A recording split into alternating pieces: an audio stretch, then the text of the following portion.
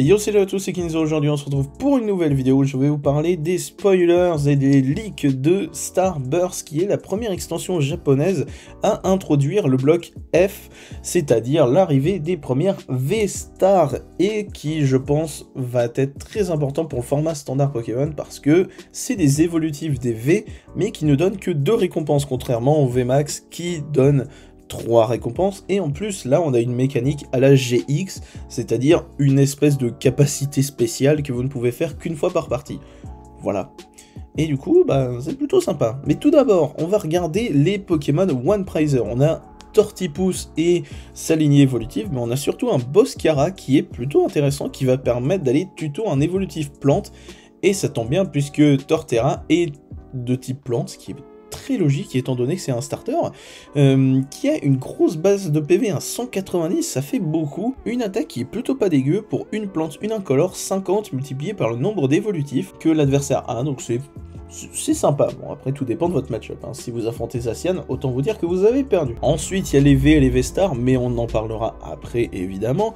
Tout d'abord, on a un Maganon et un Élécable qui se combinent. Maganon pour 2 feux, une incolore fait 120 de dégâts, et 120 en plus s'il y a un Élécable, si vous jouez Élécable, ce qui est plutôt pas mal. Élécable lui-même pour une électrique fait 30 dégâts et 90 si le Maganon a déjà des marqueurs de dégâts, ce qui est facile à faire parce qu'il y a une carte qui vous en met, et évidemment que je vais vous en parler, ceux qui ont déjà lu les leaks, vous la connaissez. Ensuite, Élécable a une autre attaque pour 2 électriques, une incolore, fait 50 dégâts à tous les Pokémon adverses, ce qui est plutôt sympathique. Imaginez, vous lui mettez un petit viseur télescopique, ça fait 80 partout, c'est pas mal, hein.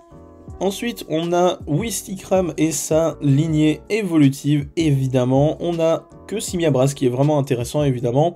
Pour une feu, ce qui est rien du tout, vous révélez le top 5 de votre deck, et vous faites 80 dégâts multipliés par le nombre d'énergie que vous y avez trouvé. Ensuite, vous les défaussez et vous mélangez le reste dans le deck. Donc voilà, c'est assez rigolo, ça demande qu'une seule énergie feu, donc en vrai, c'est très bien. Et en plus, ça dit d'énergie, donc ça peut être des énergies plantes, feu, eau, bref, ça peut même être des énergies spéciales. Donc voilà, c'est plutôt intéressant, même si, voilà, c'est juste fun, parce que c'est tout sauf stable, ce genre de deck, ça veut dire que tu joues 25 cartes énergie dans le deck, mais bon, allez, c'est marrant. Et il a aussi une autre attaque pour une feu, une incolore, 160, et on défausse toutes les énergies qu'il a. Bon, c'en est que 2, donc ça va, sachant qu'en plus, il y a un moyen d'accélérer des énergies qui sort dans cette extension, et oui, on va en parler. Ensuite, il y a Tiplouf et sa lignée évolutive, il n'y a que Pingoléon qui est vraiment utile, mais il est plutôt pas mal, je trouve. Vous pouvez le remettre de votre pile de défauts sur votre banc si votre main est vide, et vous piochez 3, ce qui est plutôt pas dégueu, Et ensuite, pour une énergie eau, il met 60 où il veut, donc voilà, c'est plutôt pas mal, je trouve la carte plutôt sympa. Ensuite, il y a Mustébou et Mustéflotte, évidemment, c'est surtout Mustéflotte qu'on va regarder, Et tout simplement, c'est fait pour les decks contrôle, et ça c'est plutôt sympa. Pour une eau, on remet 2 objets de la pile de défausse à la main, voilà, et du coup ça vous permet de recycler vos, je sais pas, niveau ball, maillet écrasant, etc. Donc c'est plutôt pas mal. Ensuite, il y a un Manaphy qui a pas mal fait jaser parce que, il est quand même super fort, pour la simple et bonne raison que c'est lui qui donne le talent Bench Barrière. C'est-à-dire que vos Pokémon de banc ne pourront pas prendre de dégâts d'attaque. Je m'explique.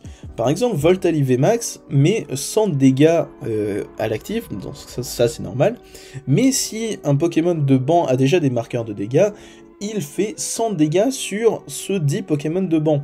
Et du coup, ça vous permet de pas mal gratter partout, et ça c'est quand même vachement fort. Et du coup, Manaphy va complètement bloquer ça, c'est-à-dire que vous le mettez, et le Voltali en face ne pourra absolument jamais taper votre banc, donc c'est super fort. Mais ce Manaphy est plus fort que le Mew qu'on a eu avant, parce que Mew il a que 60 PV. 60 PV, c'est facile à mettre KO, suffit juste de 3 quick shooting et c'est fini. La Manaphy il en a 70. C'est-à-dire que là, les 3 quick shooting, ça suffit plus. Il faut faire par exemple 3 quick shooting et zigzaton, par exemple. Donc c'est assez problématique, parce que 10 PV de plus, ça fait beaucoup de différence. Donc voilà. Mais Du coup, je suis quand même content de voir un bench barrière parce que j'aime bien jouer des petits one prizer de temps en temps, c'est marrant. Et quand tu vois te les faire dégommer par un Rapid Strike Shifour, c'est pas très amusant, on va pas se mentir. Mais ça aurait été mieux si par exemple il bloquait ces bench barrières uniquement one prizer, par exemple. Ça aurait été sympa. Mais non, ils ont fait pour tout et puis bon, bah, c'est pas grave parce que je suis content, il y a une bench barrière de réédité donc. En vrai, c'est cool. Ensuite, il y a un Lucario avec un talent plutôt pas mal. On met 2 marqueurs de dégâts sur lui et on met une énergie combat depuis le deck sur lui. Ce qui est plutôt sympa, hein, voilà, accélérer des énergies, c'est toujours bon à prendre. Et ensuite, il a pour attaque de 2 combats, 10, et on défausse toutes les énergies combat qu'il a. Attention, c'est uniquement des énergies combat. Et il fait 60 dégâts multipliés par le nombre de cartes défaussées. Donc ça peut monter à 190 de dégâts, ce qui est plutôt pas dégueu. Et puis voilà.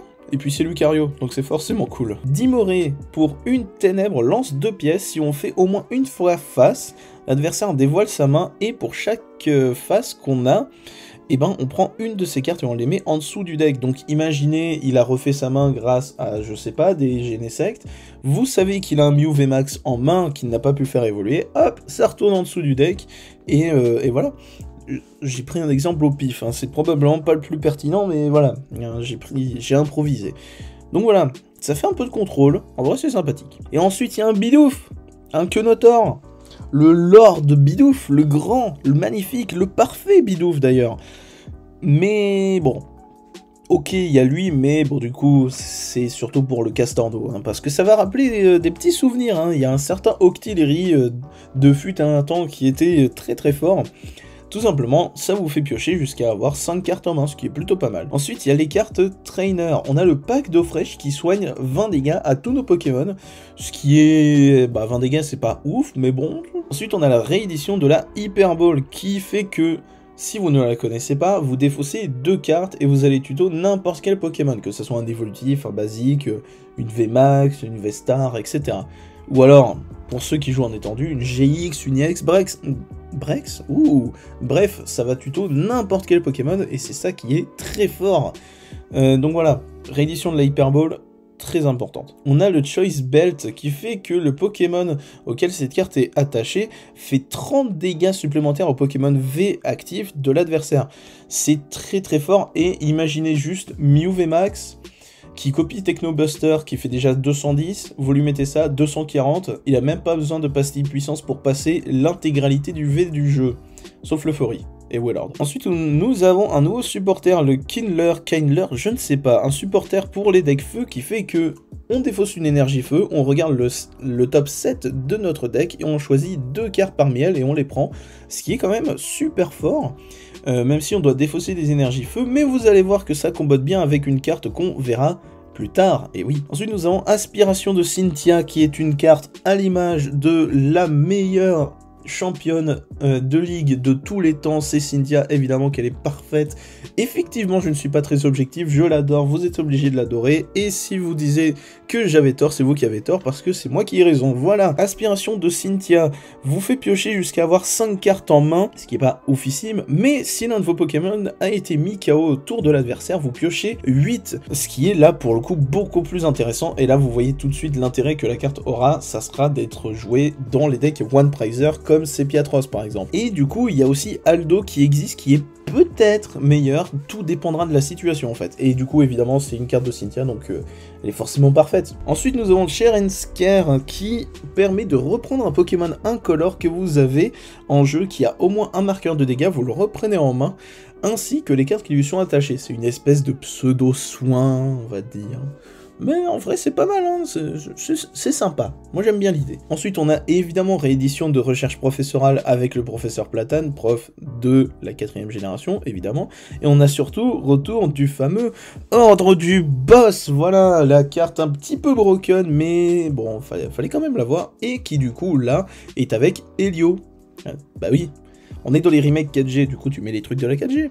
Et oui. Ensuite nous avons Roseanne Backup, qui est plutôt intéressante, encore pour les decks contrôle, et oui, hein, j'en parle pas mal parce que bah, finalement c'est rigolo les decks contrôle. Choisissez une option ou plus, mélangez un Pokémon de votre pile de défausse dans le deck, ou un outil, ou un stade, ou une énergie. Donc voilà, ça fait un peu de recyclage, c'est plutôt pas mal, même si on aurait préféré les reprendre directement à la main. Ensuite nous avons le Collapsed Stadium, qui fait que chaque joueur ne peut pas avoir plus de 4 Pokémon de banc. Bon, 4 au lieu de 5, c'est pas non plus oufissime, mais c'est surtout pour les joueurs en étendue, je pense que la carte sera relativement utile, parce que bah, en étendue, beaucoup sont les decks à jouer la zone aérienne qui débloquent 3 autres spots de banc, donc ça fait 8. Là, on passerait de 8 à 4, c'est pas mal, mais il y a aussi un simularbre qui bloque aussi le nombre, donc ouais, la carte sera pas non plus des plus utiles, je pense. Et ensuite, on a comme stade le bassin magma qui combotte bien avec les Pokémon feu qu'on a vu et le Kindler, qui fait qu'on met une énergie feu de la pile de défausse à l'un de nos Pokémon feu de banc et on met 2 marqueurs de dégâts dessus. Le problème, c'est que ça doit être un Pokémon de banc, mais c'est tout, quoi, vraiment, parce que c'est quand même vachement fort. Et ça combotte du coup avec le Kindler. Et ensuite, on a le retour de l'énergie jumelée, voilà, c'est-à-dire 2 incolores en même temps. Le Pokémon fera 20 dégâts de moins. Voilà. Mais en vrai, si ça permet de faire deux incolores d'un coup, ça vaut le coup, hein, en vrai. Ensuite, on a les V-Stars et les nouvelles V. Donc tout d'abord, nous avons Shaymin V pour une plante fait 30 dégâts, ce qui est nul. Ensuite, on a une plante, une incolore 60 et 40 multiplié par le nombre de 4 récompenses que l'adversaire a déjà prises. Dans le principe, c'est pas trop mal, mais c'est juste que ça fait rien, en fait, quand il réfléchit.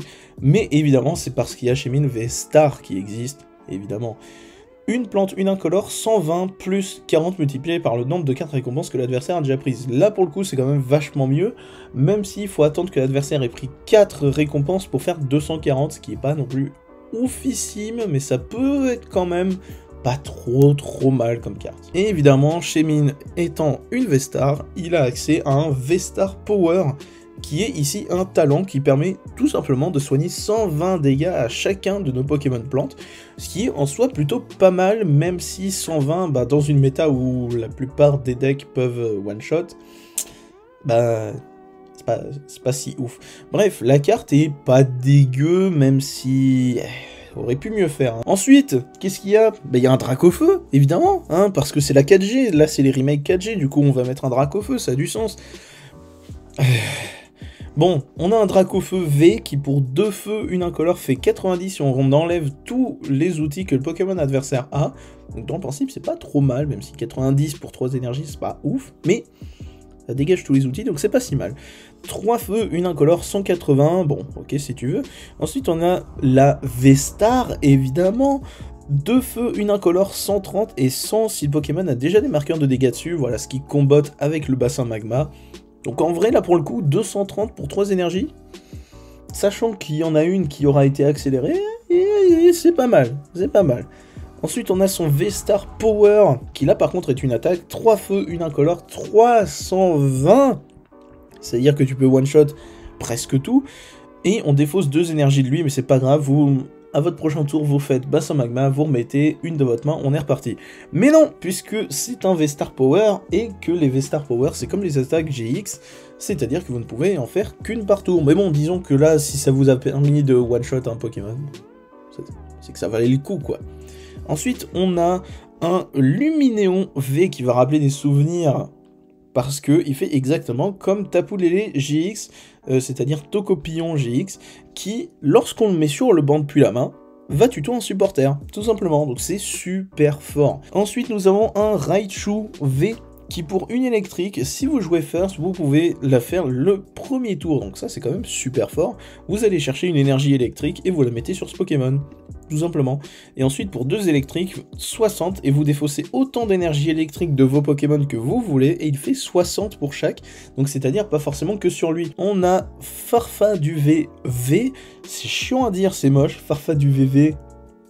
Voilà, pour une psy fait 20, et si le Pokémon est un basique, il peut pas attaquer au tour adverse, donc c'est super fort. mais il y a de fortes chances que ce Pokémon basique évolue. Mais bon. Ensuite, pour une Psy, 2 incolores, 90, et il prendra 30 dégâts de moins au tour de l'adversaire. Donc voilà, Farfaduvé V, c'est pas non plus ouf ici, mais évidemment, il y a Farfaduvé V-Star. Pour une Psy, 2 incolores, 160, et l'adversaire pourra pas jouer d'outils ou d'énergie SP à son tour. Et ça, par contre, c'est vraiment très très fort. Et ensuite, il a son V-Star Power qui, juste pour une Psy, fait 60 dégâts fois le nombre d'énergie qu'il a attaché sur un Pokémon de l'adversaire. Donc admettons en face il y a 3 énergies, et ben vous faites 180, ce qui est plutôt pas mal pour une seule et unique énergie Psy. Ça vous permet d'avoir un attaquant secondaire, voire limite tertiaire étant donné qu'il y a Charmy VMAX, dans votre Shadow Rider. Voilà, c'est pas mal, ça fait un petit buff pour Shadow Rider, j'aime bien l'idée. En plus ça fait un peu de lock et tout. C'est sympa. Ensuite, on a un Corboss V que je trouve un peu nul. Il a comme talent de pouvoir avoir 4 outils sur lui. 4 outils. Ça fait beaucoup. Imaginez, vous lui mettez 4 capes d'endurance, ça fait plus de 100. Il a 400 PV, le machin.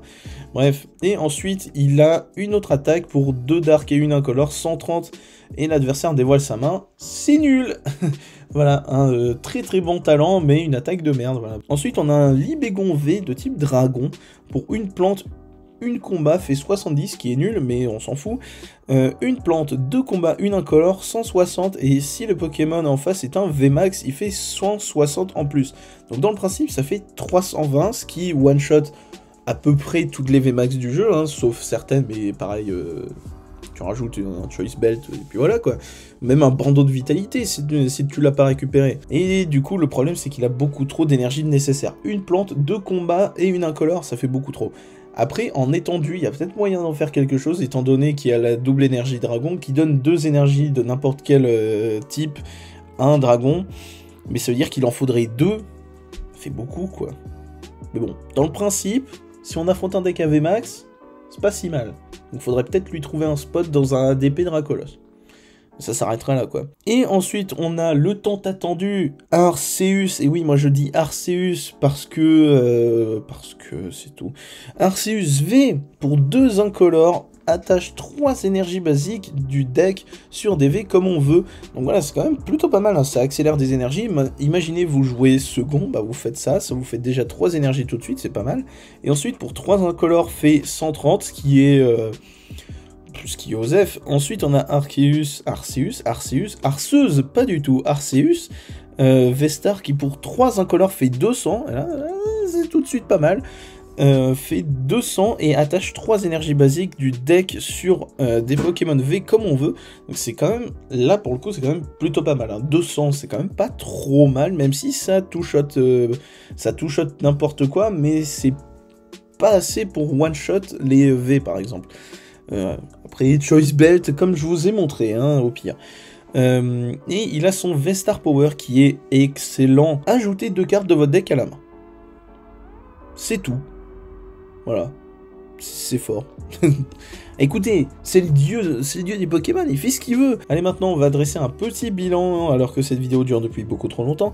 Starburst est une extension assez prometteuse qui va avoir la lourde mission de modifier un peu le jeu. Hein. À partir du bloc F, commençant donc avec Starburst, il y aura plus de VMAX d'édité.